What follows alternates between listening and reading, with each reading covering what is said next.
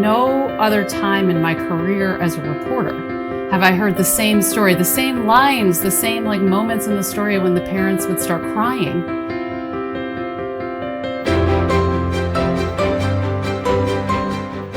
Yeah, Sold a Story, brought sometimes contentious conversation within education to the forefront.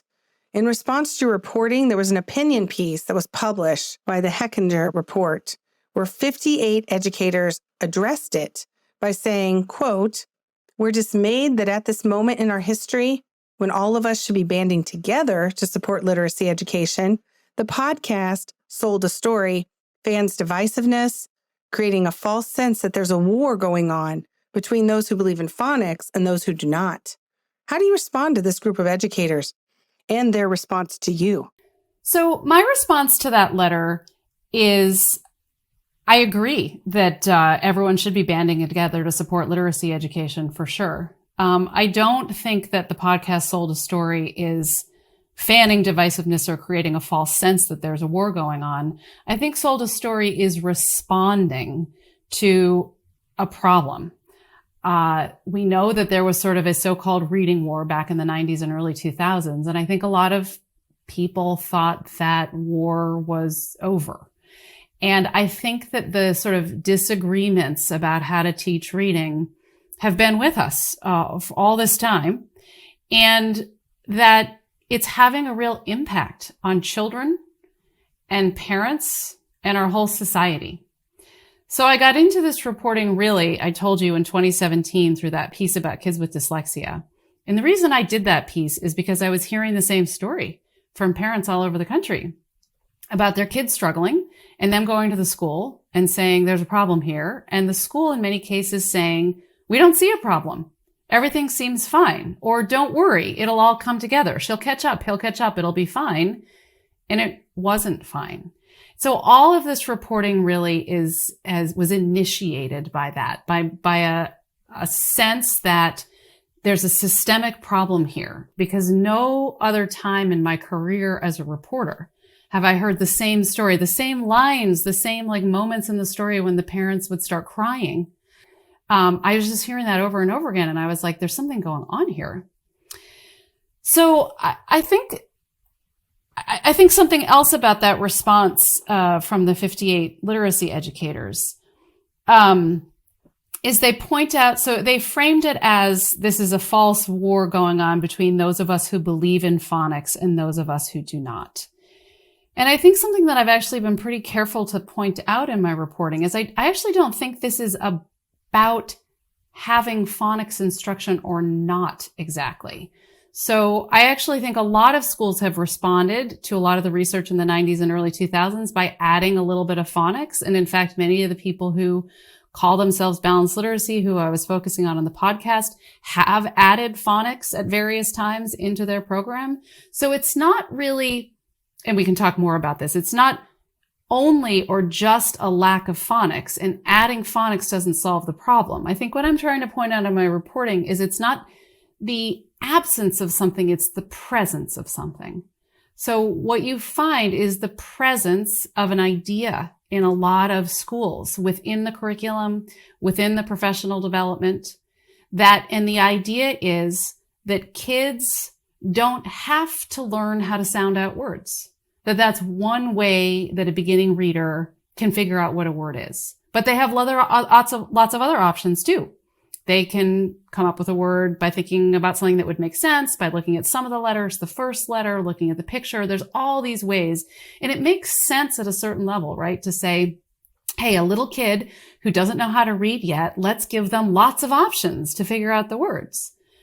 But the point is that if you're not focusing on teaching kids how to sound out the words, you're not actually helping the kid learn the best, most effective, most efficient way to learn those words. And in fact, this is a problem for some kids, right? We're actually, as it turns out, teaching many kids the things that struggling readers do. The people who aren't good at sounding out words, who don't know how to do that, skip words, look at the first letter, come up with a good guess.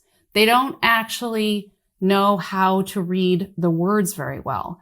So that's the shocking thing that I didn't reveal in Sold a Story. Earlier reporting that I did showed this problem, which is that in many schools, kids are being taught the habits of struggling readers. And Sold a Story was the question of how and why did that happen?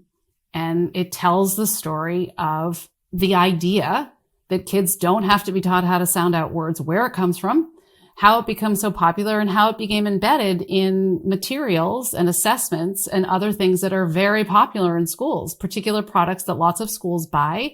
And I will point out, even if schools don't buy these particular products from these people that I talk about in Sold a Story, many schools have their own homegrown version of the same thing, right? So there's a basic idea about how you figure out a kid's reading level and the kinds of books you give them when you're teaching them how to read and the way you divide them into groups for instruction that are all sort of built on this same idea. And it's fairly pervasive in elementary schools, not just in the United States, but in other parts of the world too. I think it really hits on the idea that curriculum cannot be the only thing that tries to solve a problem, because we can have the pile-on effect, and then it's piling on to misinformation around how reading develops and about how best to teach children if you pile on and don't really de-implement. In research, we do some de-implementation studies. So it's not just about implementing something new, but it's de-implementing. And a lot of de-implementation revolves around changing the perception in which, or the theory in which, old methods were placed upon. Yeah. And I think one of the things that I wanted to show and help people understand in Sold a Story that I came to understand is that, many teachers don't realize that the things they're doing, the things they've been taught in professional development or they've learned from their fellow teacher across the hall. Many of these people are wonderful, really good, dedicated teachers. They've learned things about how to teach reading that have an idea at the base. They're based on an actual theory about how kids learn to read, and this theory is not right. This theory was shown not to be right quite a long time ago. So I think that this is very eye-opening to all kinds of people who didn't know anything about this. So I get the email all the time from the teacher, like, I had no idea. The parent, I had no idea. But you know what I'm also getting in it? I'm very moved by these. I'm actually getting emails from people who did know a lot of this stuff. People who are doing the research, have been involved in it, who didn't know all the pieces of the history, like hadn't put it all together. And that's what I was striving to do, is say, there's a story here about how one thing led to another and about how people influenced each other and about how we got here. Can we wind that back? And I feel good about the fact that this is, even for people who are really expert, people I look up to in terms of their expertise in this area, have been writing and just saying, thank you. I hadn't put all the pieces together. And so that's what Sold a Story. That's what we tried to do. And it was very hard. Well, I thank you for doing it, because I am one of those researchers that lived through this past 20-year period and, had the naive view that if the science was happening, it would be put into practice. Such a naive view. Of course, we now have a science around implementation and translation that really speaks to the methods around. But this is your reporting of pulling together all that information and really telling that story was so powerful and is so helpful to move this forward.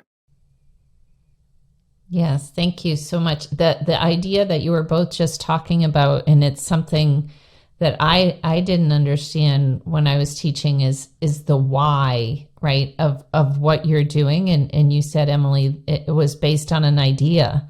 And then, I told a friend and they told a friend, and we, we're all teaching that way.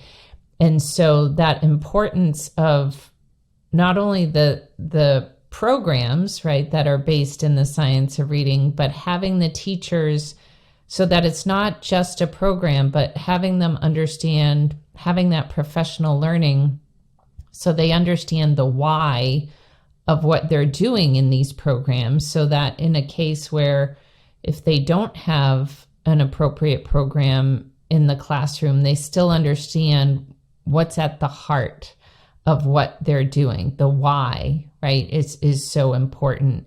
And so many of us didn't get that in our undergraduate programs. So that's... Can I say one thing about that? Yeah.